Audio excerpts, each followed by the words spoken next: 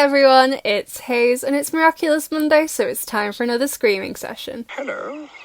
And in today's video, we're going to be doing episode 22 Collusion, aka the one where Miss Buster dresses up as a tube of toothpaste. But before that, we have Gabriel Babes monologuing to his wife again. Get some friends, please, have a sleepover, prank call your neighbours. I swear to God, Gabriel. Like, even Emily wanted him to have sleepovers. How dare you go against our girly pop's last wishes? So rude. Meanwhile, Marinette and Adrian are very cutely waking up together, although I do wish they'd use these charms for something more useful. I've said it before, and I'll say it again. They would make a great pair of nunchucks for knocking out Lila's teeth. So do it. Just do it! But he's a great boyfriend, I love it, but why is he eating breakfast if he's going to be getting choquettes later? Also, on that note, worst pastry ever, what is wrong with you, Adrian? So, at breakfast, Gabriel Babe says, "By the way, how did your friend Marinette take the news of your upcoming departure for London, Adrian?" Like, do you wanna shut your mouth, Gabriel? I will not tolerate that, and neither will Adrian, apparently, because he says, "You should have listened to Marinette's advice, father. Your pancakes taste as bad as ever." What an amazing thing to say. Referencing a scene from Pretension, which he wasn't in the room for.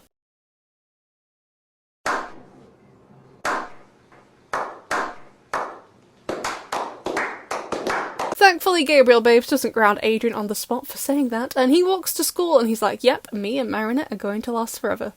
And now I'm just glancing nervously over at Recreation. So Adrian gets to school and he and Marinette are, I really don't know how to describe this, to be honest, and I hate it though, you know? I've seen it enough times, I'd rather die than watch it again, and that may be a little dramatic, but it's just so cringy, I hate it. But Rose is completely right. Oh, you're so cute, but so irritating too. I wonder how Adrian feels about knowing the whole class ships them, and has done for the whole school year. If I was him, and thank God I'm not, because I wouldn't leave the house with a bunch of bananas on my head, I would find it a little bit awkward. But this? No. You're perfect, Adrian, as always. No, you are. No, you are. No, you are. No, you're perfect. No, you're perfect. No, you are perfect. No, you. No, you. This is my first time watching this episode in English, and now I want to throw up. Well done. In class, Sabrina has finally betrayed Chloe and goes to sit with Nathaniel, so he finally has friends. Wow, it's only taken a whole year.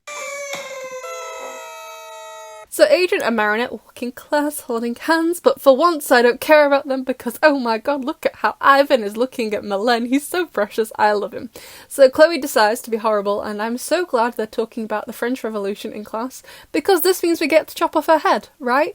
Like, don't get me wrong, I like Chloe, but I will be honest, I'm not a fan of the majority of the writing decisions that have been made for her. Really, since the episode Miraculous. Up until Miraculous, I was here for it. After that, hated it. So Miss Buster returns to class just as Marinette is about to start the dance from Saturday Night Fever, and Chloe decides that during the dance-off that Marinette slapped her. Chloe, I don't know if you know the rules to dance-off, but physical violence is not allowed, you weirdo. So Miss Buster gets fired, and you know, she's packing up her stuff, she's pretty sad, so of course, Monarch Daddy sends an Akuma, and she says, No, thank you. Perfect. Most polite Miraculous character. Like, no thank you, Hawk Daddy. No Akuma for me today. Goodbye. She's wonderful. She says goodbye to all the kids, and I don't know why they're all crying, since they're leaving school themselves in a few days. Calm down, lads. You need to calm down. But we do get to meet Giselle, Miss Buster's partner, girlfriend, fiance, I don't know. But either way, this is all that goes through my head when I see her on screen. Giselle!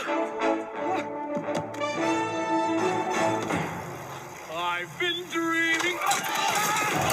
Such happy memories. Meanwhile, Chloe is not happy, nothing changed there, and is like, we gotta put these kids in prison or expel them from Paris. I'm like, how are you planning on doing that? How would that even happen? Go and have some soup and you'll be fine, Chloe. Also, do Tomoe's teeth freak anyone else out? Just me. And it's always freaky, she knows exactly where Gabriel Babes is looking at his arm. Like, she must be psychic at this point.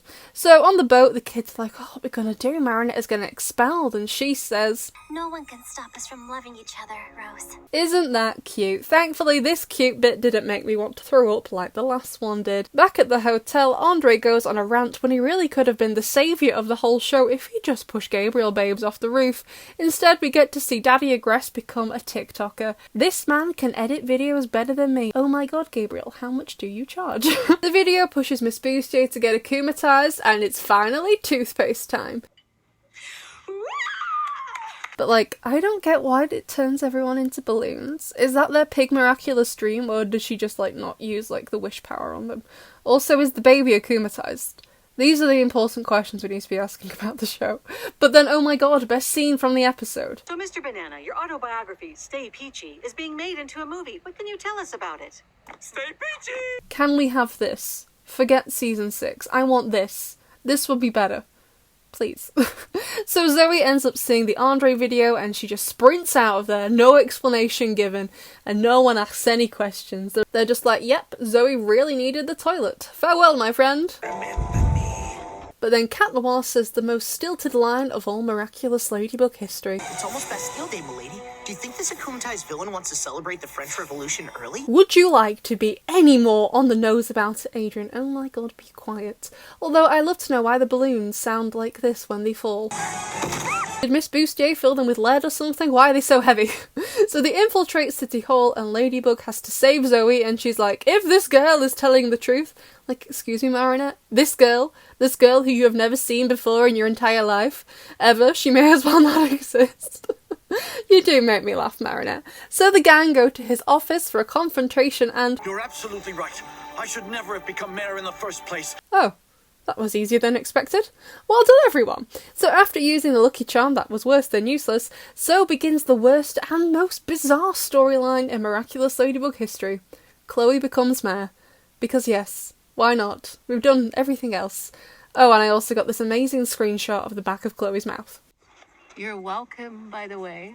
Now, as you all know, it's just been Halloween, and over on my Discord server we had a fan art and fanfic contest, and as always in the screaming session I always announce the winner, so let's start with the fan art first. They were all just super duper cute, I love them all, thank you so much for your submissions. It was just, they're all amazing, thank you so much, and I have to mention 2 runners up before I announce the winner because I just love them so much. So first we have Dan at TGE with this adorable, oh my god, absolutely adorable Tiki and Plag fan art. Like, look at those costumes, their facial expressions, they kind of both look like they're gonna murder me, but you know, I'd totally let them and I'd also enjoy it. I love it all so much. And then the other one is from Biblically Accurate Rat. I swear to god, some of these names, but I love this too. We have Marinette and Adrian in their reverse outfits, along with more reverse outfits, heroes. It's just like, look at Rena Rouge's, love hers. We got Ryuku's, Carapace, Viperion, there's more in the back. It was just amazing, incredible.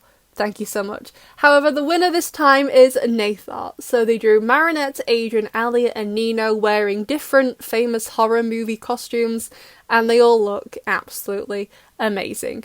I love it. And now for the fanfiction contest. So the rules, it was like a short 750 word story set at Halloween with the Miraculous characters. You could do whatever you liked within the remit of this, and the winner of this contest was Black Cat 26, so I'm going to put on my audiofic reading voice and read to you the little short Miraculous Halloween story. Luca rolled over, groaning. He opened his eyes, seeing he was in some kind of clearing in the middle of a forest. Every joint in his body ached. He felt cold, but not a cold that came from outside, as if his veins were carrying ice. He struggled to coordinate his limbs. They felt heavier than he was used to. He propped himself up on his elbow as he pressed his other palm to the ground, pushing himself upwards. He expected to feel some weight on that arm, but he felt nothing. Any sensation of touch was gone. He hauled himself onto all fours before hearing a voice. "You okay?" Adrian's voice. Luca smiled internally upon hearing him, but no emotion registered outwardly. Luca took Adrian's hand, seeing the contrast in Adrian's vividly coloured skin against his own pale hand. Adrian's hand was larger than Luca's. Luca was taller than Adrian. Adrian's fist shouldn't envelop his like this. Luca staggered upright, arms hanging loosely. He examined Adrian in surprise. Adrian was much taller than he used to be. His chest was broader, and his arms were as thick as the nearby trees. 2 fangs projected from his mouth. Lucas saw in his eyes the same boy he'd always loved, but now mixed with something else, something more primal, some kind of hunger. Luca, in turn, examined his own arms. His fingernails were cracked and his skin was thin and pale. His hair, creeping in at the top of his vision, was knotted and losing its blue colour. His jeans were ripped as usual, but now his t-shirt was too, showing patches of his chest and arms. "You're a zombie!" Adrian exclaimed. "And you're a werewolf." "We've turned into our Halloween costumes," realised Adrian. Luca reached up to his earlobes, then studied Adrian's finger. "Our Miraculouses are gone," he said. "It must be an Akuma." Adrian bared his fangs. "We'll beat it the old-fashioned way." His body sprouted more hair as his hands transformed into claws. His nose elongated to a snout and his frame gained a few more inches. As he howled, Luca felt a tiny pang of dread at the monster before him. But he saw the beast's eyes and the dread gave way to his crush. Behind the wolf's eyes was the sweet Adrian he'd always known. His eyes turned towards a sound from above, a figure flying on a broomstick. The Akuma villain. The witch dived at Luca. Adrian leapt over his head and caught her in his claws, holding her down. Her broomstick rolled away into the grass. She snapped her fingers, and creatures began marching out of the forest. Each was only 3 feet high, but wielded a knife to complement their even sharper teeth. The brown domes covering their heads indicated these creatures were part mushroom. 3 piled on Luca, pinning him down, while the rest tried to free the witch from Adrian, who struggled to keep her restrained. Luca witnessed a mushroom Adrian hadn't noticed, raising its knife behind him.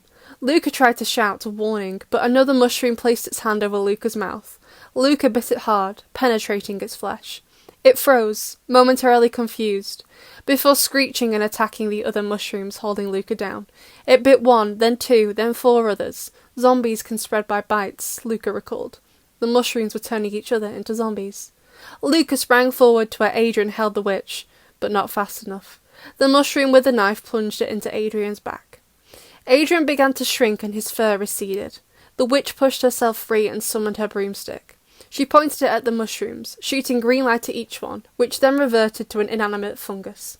Luca cradled Adrian's head as his eyes unfocused. "Now you have to be with me," the witch laughed. Luca stopped dead. What did that mean? "Who are you?" "I'm Frightmare.